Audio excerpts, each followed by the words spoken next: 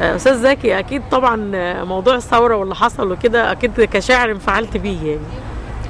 يا ترى في جديد احنا ما نعرفوش او عايزين حاجه نسمع حاجه جديده ممكن؟ الحمد لله كل يوم في جديد.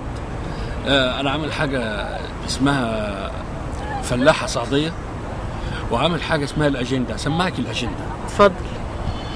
تقول كل واحد مننا لما يكبر بيسيب لاولاده ورث، وانا سبت لاولادي الاجنده.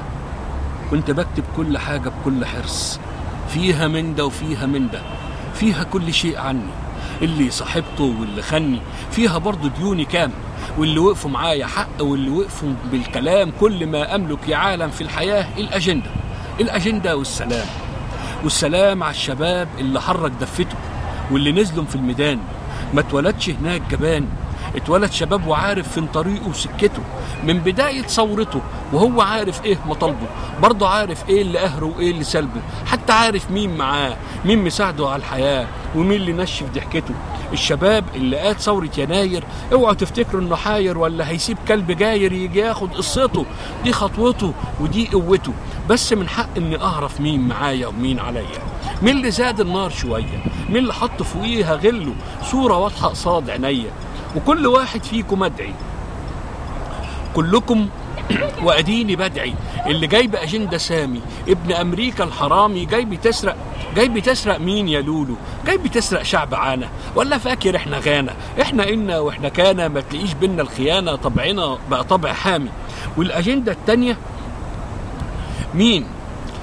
فكر صهيوني اكيد، فكر عايز نار تقيد، يسرقوا الفجر الجديد من الايدين اللي بصمت على الميلاد واللي لحمت نبضها بنبض الولاد. ما تلاقيش بينهم حماسي او موالي للجهاد. هو ده طبع الولاد اللي قالت رأيها، واللي شالت بين فوق كفوفها عمرها، واللي نزلت على المظاهرة وهي طاهرة لاجل تعلن رفضها. ما خدتش معاها سنجة او سيوف او كمان صندوق ازاز، طالعة بس عشان تغير مش عشان تسقيها جاز. كلكم يا شبابنا غالي واللي ماتوا من العزاز. لا مش خايف عليكم، طلعت الشمس بايديكم. اللي عزي كان سارقها واللي عدلي كان حارقها، واما بطرس غار فارقها. الشباب هو اللي فاز. اما صفوت او نظيف او سرور فده يغور وده يغور وده يغور، ربنا يحرقهم بجاز. ثورة الخلق البساط ما تقولوش ثورة جياع، البلد دي عمرها ما تموت بجوع.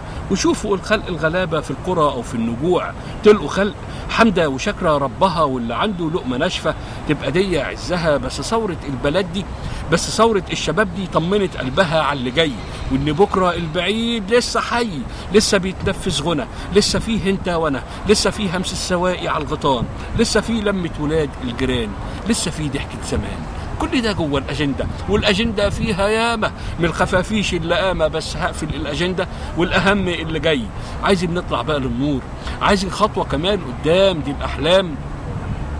قول لي يا صاحبي، انت حلمت؟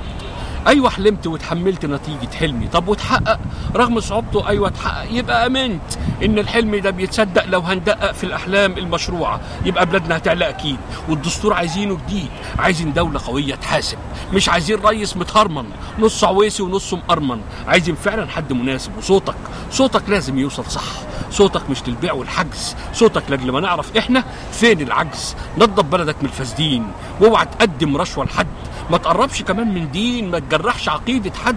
انتج قوي بايديك الاتنين، اسرع كل الصحراء طحين. قوم وتخيل واوعى تميل وابدع، يلا الصلاة على الزين. مصراوي اصل واخد مصر، ومصر الجورج وعلي وحسين. مصر يا عالم قوية بناسها، مسلم ولا مسيحي اساسها. واللي يشكك قول له يدكك وسطه، واحنا كمان جامدين. مصر بتاعت المصريين، مصر بلاد المصريين، مصر لكل المصريين. الله يا استاذ زكي، الله بجد يعني. الله ينور عليك.